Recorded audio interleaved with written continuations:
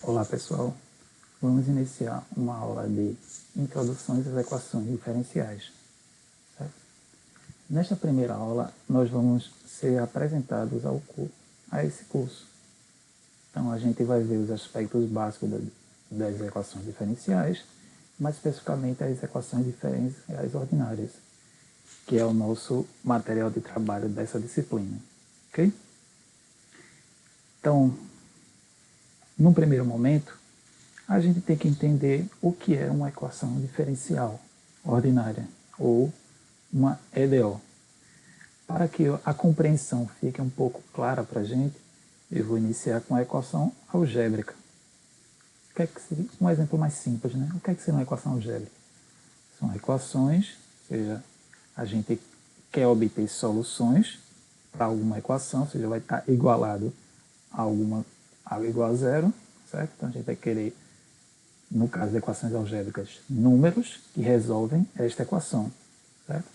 Então, por exemplo, uma equação do segundo grau na variável t, dada por isso aqui, uma equação simples, t2 menos 4t igual a zero. Então, para essa equação, a solução dela é simples, que é os números t igual a zero e t igual a 4. Okay? Então, um exemplo simples, que é bastante conhecido por nós. Okay? Então, entrando no assunto, nosso assunto, o que seria uma equação diferencial? O que é que ela diferencia, né? O que ela tem de específico comparado a uma equação algébrica? As soluções para ela, de uma equação diferencial, ao invés de números, nós temos funções. Okay? Para exemplificar, tem esse aqui, ó, a equação que você tem f' de t menos f de t igual a zero, onde esse linha, né, a gente vai significar a derivada com relação a t, ou seja, é o diferencial com relação à única variável, ok? Então, para essa equação, a gente tem que f de t é igual a t, é solução, certo? Da mesma forma, a gente tem essa outra equação, f de t mais f de t igual a zero. Essa equação tem como solução a função e elevado a menos t, ok?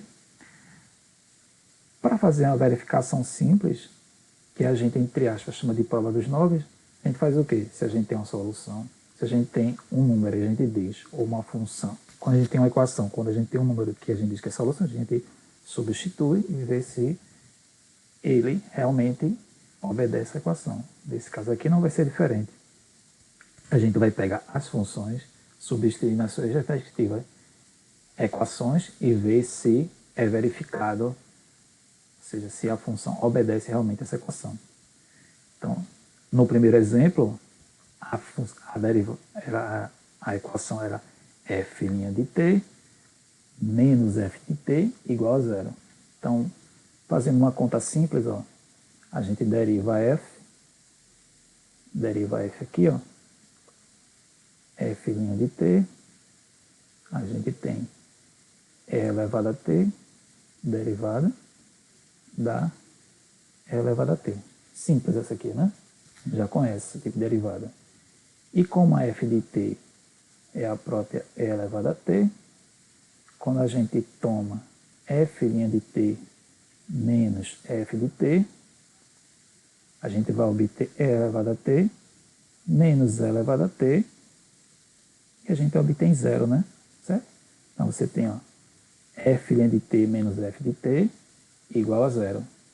Ok? Então, é obedecido. A minha situação, uma situação idêntica, ou seja, uma abordagem idêntica, a gente faz para o exemplo 2. Então, a gente deriva a função e elevado a menos t.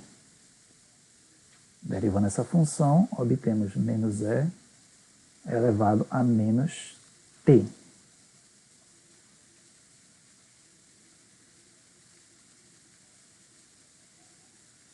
Então, e a f de t é a própria e elevado a menos t. Então, quando a gente toma essa soma f' de t mais f de t, obtemos e elevado a menos t, menos e elevado a menos t, né? Quer dizer aqui, ó, mais e aqui menos, ou seja, a primeira é menos e elevado a menos t, que é a derivada, mais f de t, a gente obtém zero, né? Que é obedecido. Ok? Então esse é um primeiro exemplo simples para a gente compreender, né? A gente se introduzido ao assunto. Então vamos agora analisar um terceiro exemplo, que é essa equação f duas linhas de t, ou seja, a gente deriva a função que obedece a essa equação, a gente deriva ela duas vezes, soma com a própria função e dá igual a zero. Então a gente afirma que essa equação admite duas soluções, f1 de t igual a cosseno de t e f2 de t igual a seno de t. Então, para verificar isso, uma conta simples, da mesma forma, a gente faz ó, f1 linha de t, a primeira função, a gente deriva da derivada do cosseno é igual a menos o seno, e quando a gente deriva essa função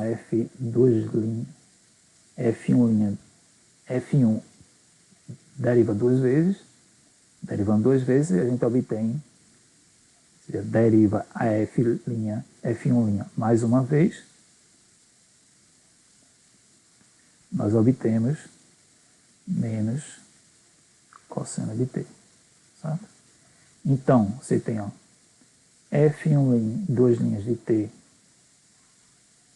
mais f1 de t, a gente obtém cosseno de t menos aqui, né, cosseno de t, mais cosseno de t, igual a zero, que é obedecido, né? E a outra a gente faz de maneira totalmente análoga, né? Só substituir, né? Você deriva a função seno duas vezes, vai obter derivado do seno, cosseno, derivado do cosseno menos o seno, e a própria f é o seno, você soma as duas, ou seja, a derivada segunda mais a própria função vai dar zero. Ok? Então, um exemplo simples. Okay? Então, depois entendido isso, por meio desse exemplo, o que seria então uma equação diferencial ordinária, né? Ou seja, de maneira um pouco mais formal. Okay? De maneira um pouco mais formal, uma equação diferencial, uma EDO, é uma equação que envolve as derivadas, uma equação que envolve derivadas com relação a uma única variável, t, que a gente habitualmente chama de tempo, por isso que é ordinária, né? Em relação a uma única variável, né?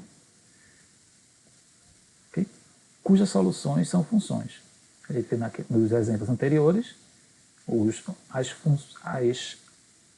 que a gente coloca, os elementos que a gente coloca que obedece àquela função, o conjunto de solução são funções. No caso das equações algébricas eram números. No caso das equações diferenciais ordinárias são funções, né? Que no meio delas tem derivadas, né? Ok? Quando a equação envolve derivadas parciais, aí já é uma outra história, certo? Então, quando é uma função que envolve uma ou duas variáveis, então as equações são chamadas de equações diferenciais parciais, ok? Isso daí é um tópico para outras coisas futuras, né? Mas só para dar um exemplo para a gente, um exemplo mais conhecido, mais clássico, é a equação do calor, né? Você veja aí, ó, as soluções das funções. É uma função a duas variáveis x e t. Então, a f está derivada com relação a t e também com relação a x ao quadrado. E quais são as funções que obedecem a isso, né? Tá? Tem um mundo imenso, essa área daí, ok? Mas, como eu disse, a gente vai focar, né? Nesse curso, a gente vai falar sobre equações diferenciais ordinárias, ok? Então, para a gente entender, né? Tipo, é um mundo grande, as equações diferenciais ordinárias, mas por quê, né? Tipo, na vida real tem muitos problemas práticos que são modelados por equações diferenciais ordinárias, ok? Então, só para dar um gostinho, a gente vai ver alguns exemplos ao longo desse curso, mas uns exemplos mais clássicos são esses. Ó. Por exemplo, se você tem uma partícula pontual, uniforme, no plano, no espaço, tanto faz, certo? A partícula está no ponto, está lá no espaço, uma partícula pontiforme, geralmente coloca assim, ó, com a sua setinha, né? Vamos dizer que ela esteja a velocidade constante, que a gente chama isso de movimento retilíneo uniforme. Isso o que é que significa? Significa que a velocidade dela é constante, ou seja, a derivada dela, ou seja, a derivada do vetor posição em cada instante, a derivada do vetor posição em cada instante é sempre constante, ou seja, veja ali, ó, a velocidade constante, derivada do vetor posição é sempre constante. Já no movimento retilíneo uniformemente variado, a gente tem que a aceleração é constante, o que significa que a derivada de ordem 2, que a aceleração é constante. Okay? Então aqui a gente tem outro problema interessante, né? Que admite soluções que a gente vai ver já soluções explícitas, né? Você obtém a solução. Tipo, a cara da solução, né? Ela está na sua mão, né? Okay? Já tem outros problemas que são um pouquinho mais elaborados, mas também admite soluções explícitas. Por exemplo, o problema de dois corpos, o problema de Kepler, né? Que é dois corpos que são, vamos dizer assim, um atraído pelo outro, aí você considera um parado e o outro se movimentando em relação a esse. Só considerando as forças que atuam de um em relação ao outro e vice-versa, né? Então, assumindo que um corpo está parado, você vai analisar o movimento de uma partícula com relação à outra.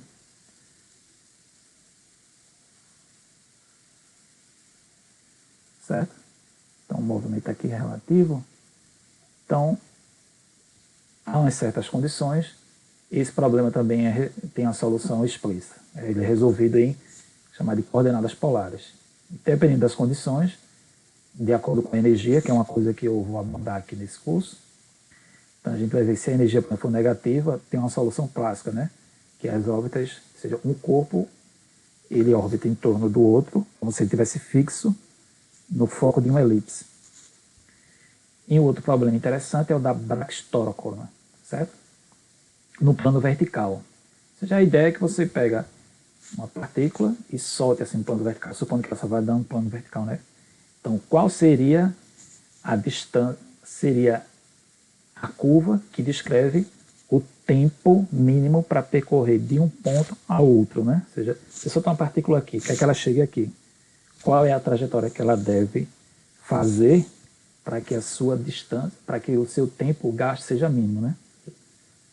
Qual o menor tempo para a partícula sair de um ponto a outro, certo? Sem ser na vertical, ok? Então a solução para isso é o que a gente chama de cicloide. Cicloide não. A gente vai ver depois. Ok? Curva é A.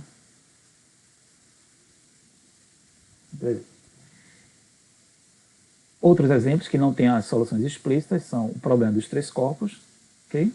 Esse é um problema clássico que foi abordado por um matemático famoso chamado Poincaré, que é um dos grandes cabeças das equações diferenciais. Okay? Um outro exemplo, que é três corpos, quer dizer que são três corpos atraídos entre si, né? Que é uma coisa mais comum na natureza, né? Não só ter dois, ter três, ter quatro e assim vai, né? Ele viu que esse problema não é totalmente integrável, certo? Por funções simples, certo? Então, tem algumas soluções, você tem as soluções simples, né? Tem as soluções bem básicas, que é as soluções de isósceles, e por aí vai. Tem várias soluções que são bem simples, mas tem umas soluções que são bem mais complicadas, certo?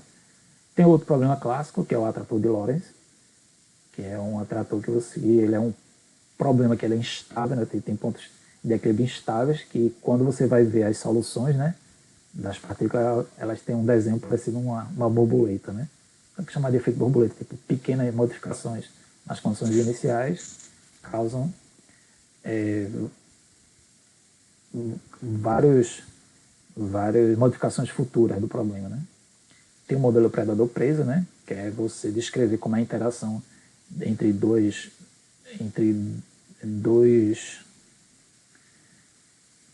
bichos na natureza ou algo do tipo, certo? Onde um predador e uma presa e ver como evolui, né? A quantidade de um e do outro, né? Certo? Pensando que tem sempre os dois, né? No sistema lá, sistema biológico. E umas coisas mais, assim, mais atuais, tal, que é os modelos epidemiológicos da dengue, né, do Covid, etc., que também são modelados para equações diferenciais, que não são simples, certo? Ou seja, a gente não tem uma solução explícita, tal, mas a gente pode descrevê-la de alguma maneira, ok? Então, só para exemplificar, eu vou dar a solução explícita, por exemplo, do problema da velocidade constante, MRU, né, movimento retilíneo uniforme, e do movimento retilíneo uniformemente variado, certo? Então, o primeiro exemplo. É bem simples a solução, ó. Você faz, ó, a derivada é constante, então você integra, né? Então a gente às vezes em cálculo chama isso de tomar a primitiva, né? Ou seja, aqui essa função ela pode ter, se uma função vetorial, pode ter duas entradas, ou seja, pode ser um problema no plano, pode ter três entradas, pode ser um problema no espaço, certo? Tanto faz. Aqui é esse vetor daqui, o vetor velocidade, ele é um vetor pode ser plano espacial, né? Certo? Então aqui a gente simplesmente integra normalmente, né? Usando o teorema fundamental do cálculo, a gente obtém que a solução para isso vai ser, eu coloco aqui, ó, t vezes o v0 fixo, ou seja, um vetor fixo, mais r0, né? Ou seja, a solução aqui é uma reta, né? Um segmento de reta. E aí vai depender da discussão quanto tempo a gente vai querer observar isso, né? Se é um tempo infinito ou um tempo curto, né? Pode ser um segmento, pode ser uma linha reta, né? Ou seja, a partícula vai se movimentar ao longo de uma linha reta, né? Certo? É que depende para onde está apontando o vetor velocidade. Okay? Já no movimento retilíneo uniformemente variado, a gente tem que a derivada segunda é igual a A, ou seja, a aceleração, isso aqui é uma constante. Então a gente integra.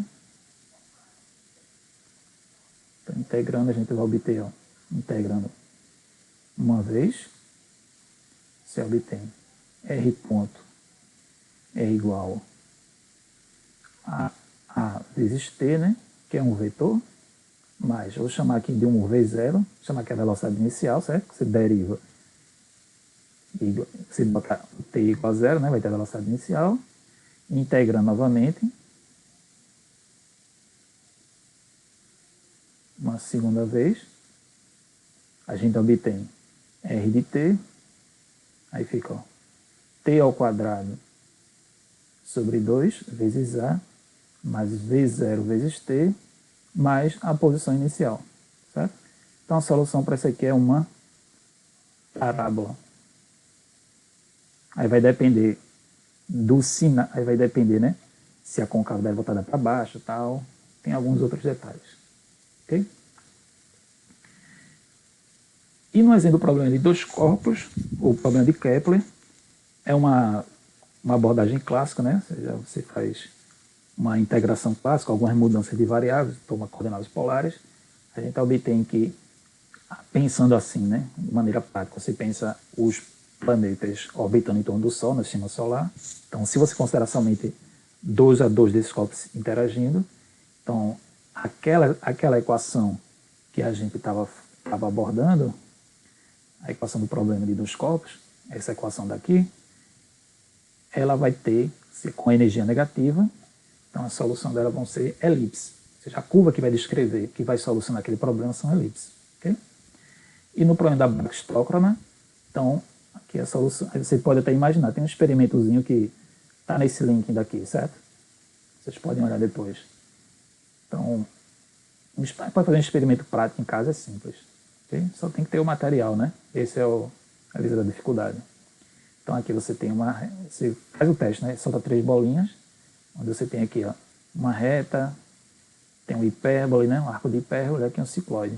Aí você vê que a bolinha que está na curva cicloide chega mais rápido desse ponto aqui, ó. Ou seja, você quer sair desse ponto e chegar nesse ponto. Então, a curva que vai dar o tempo mínimo para sair desse ponto a esse, considerando apenas a força gravitacional uniforme vertical, a curva solução é esse pedacinho do cicloide, certo? Ok? Então isso aí a gente tem um mundo aí, certo?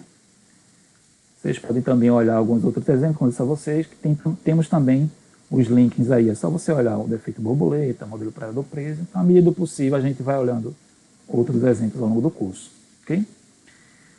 Então, para dar um gostinho a vocês, para a gente entender, na verdade, a motivação disso, né? Então, ao longo da história, tiveram várias figuras que trabalharam bastante isso, né? Usaram as equações diferenciais, não de uma maneira, às vezes, tão consciente, que estão usando equações diferenciais, com toda a formalidade que a gente tem hoje em dia, mas trabalharam bastante, né? Por exemplo, duas figuras são o Newton e o Leibniz, certo? Newton, famoso, né? Aquele da maçã, o matemático, físico, astrônomo, ele era de tudo inglês, viveu ali pelo século XVII, o Leibniz também, que os dois descobriram o cálculo, né? Certo?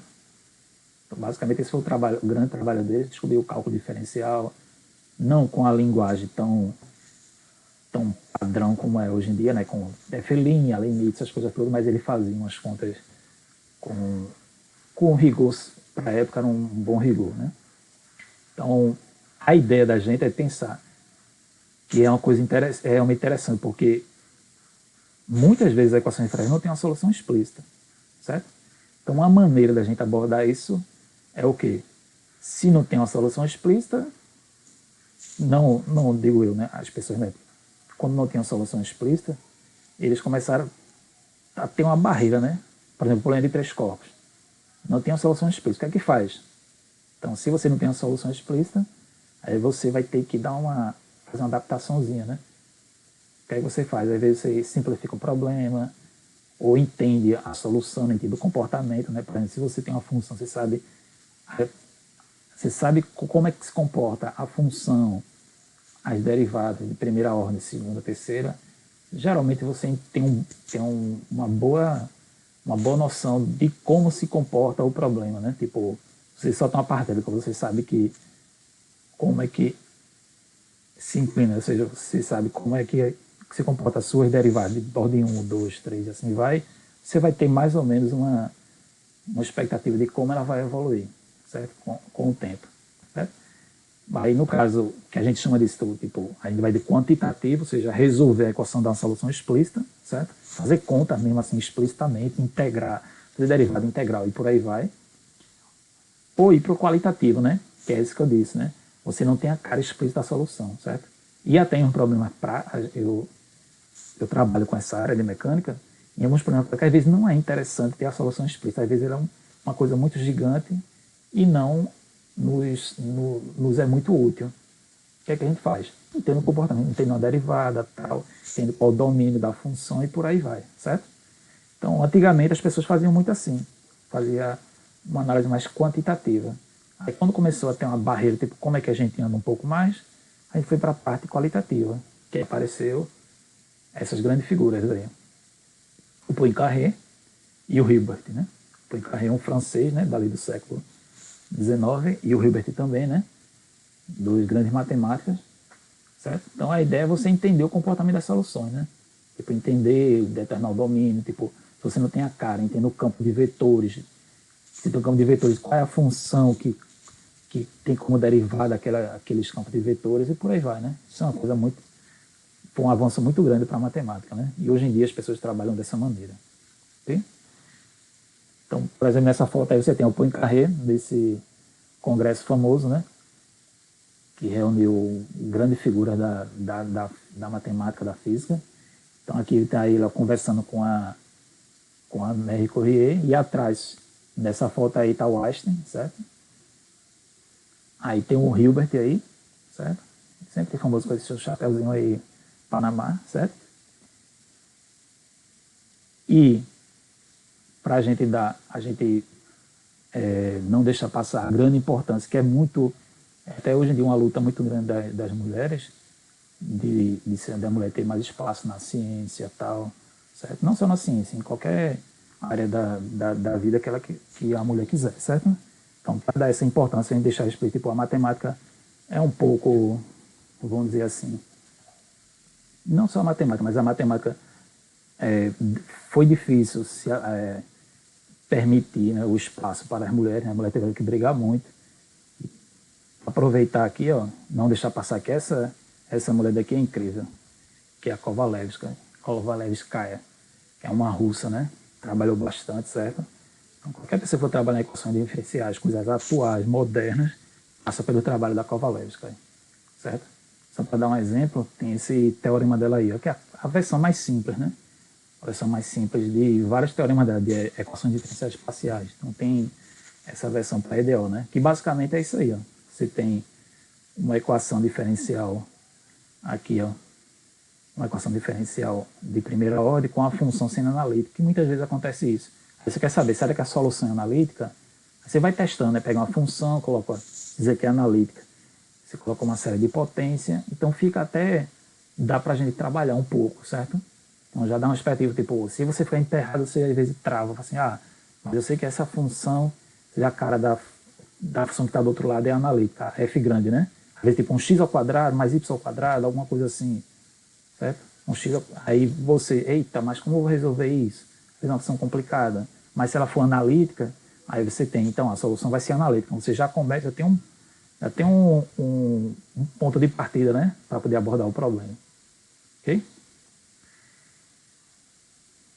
Só para dar um exemplo de uma análise qualitativa, que é bem comum na área da mecânica, que é a área que eu trabalho, certo? E também em outras áreas. Você geralmente, em vez de ter o problema original, o problema que descreve bem, com todos os seus detalhes, você dá uma simplificada no problema. Porque senão você fica travado e não tem nenhuma informação, certo? Então, um exemplo para isso é o problema do pêndulo simples, certo? O problema do pêndulo simples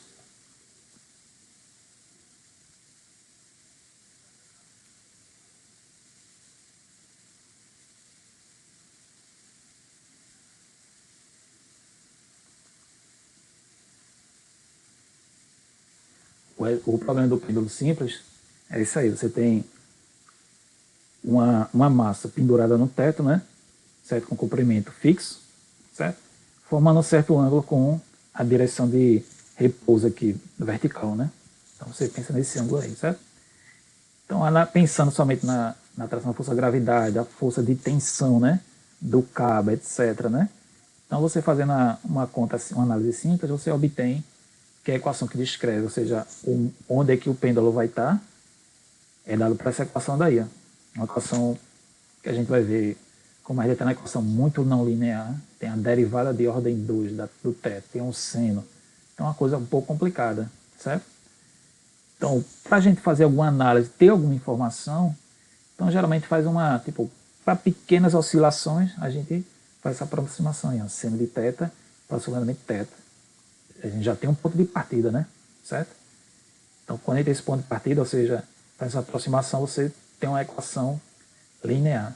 E a gente vai ver que é basicamente o que a gente vai trabalhar durante esse curso, que são as equações lineares. A gente já pode obter informação já, certo? Então, derivada de ordem 2, que tem um mais aí nessa história daí. Então, possivelmente vai ser um cosseno, um seno, alguma coisa assim, certo? A gente já tem uma solução. Okay? Então, e uma outra forma da gente abordar problemas é você ter métodos computacionais, né? Você botar no computador, em vez de fazer uma solução de matemática, né, analítica, uma coisa formal, a gente faz uma abordagem numérica, né? Ou seja, faz aproximações. Então, os métodos computacionais mais clássicos, né, são esses dois, o de Hughes-Cotta e o de Euler. Ok?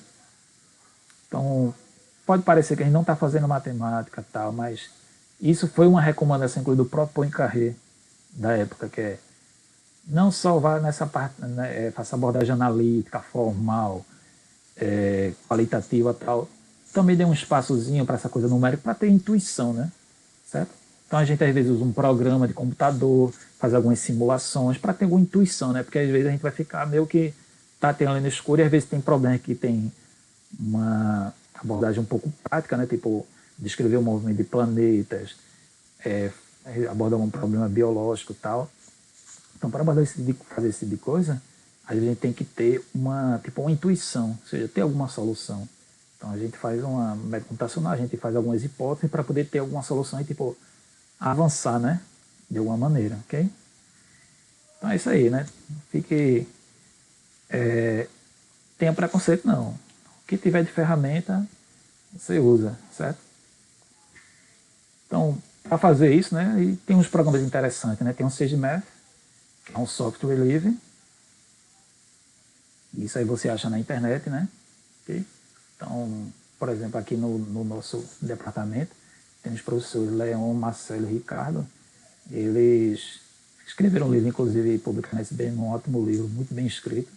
Aí já é você pode trabalhar em casa, certo? Okay? Tem o Maple, já é pago.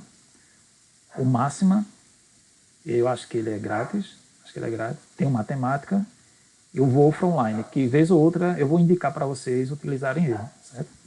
Ele é interessante, ok? E aqui eu indico para vocês algumas coisas para vocês, por curiosidade, né? São vídeos de palestra do professor João Gondim, da UFRPE, lá do Cabo Santo Agostinho. É uma palestra sobre a matemática das epidemias, né? Que é um assunto bem atual, quando fala de Covid, essas coisas, que é um trabalho, coisa que ele está trabalhando bastante, às vezes você vê, né, como as coisas acontecem, né? Coisa bem atual. E tem uma palestra de motivação da professora Tatiana, que fala sobre um pouco da história das equações diferenciais, né? Essa parte qualitativa, né? Muito por conta do Poincaré, né? Aí lá também tem a parte de Hamilton, Lagrange, várias outras figuras que aparecem bastante na mecânica, né? Ok? Então é isso, pessoal. A gente finaliza por aqui. Ok? Então essa aula foi mais para a gente se motivar, entender um pouco desse universo, né? Então, até a próxima.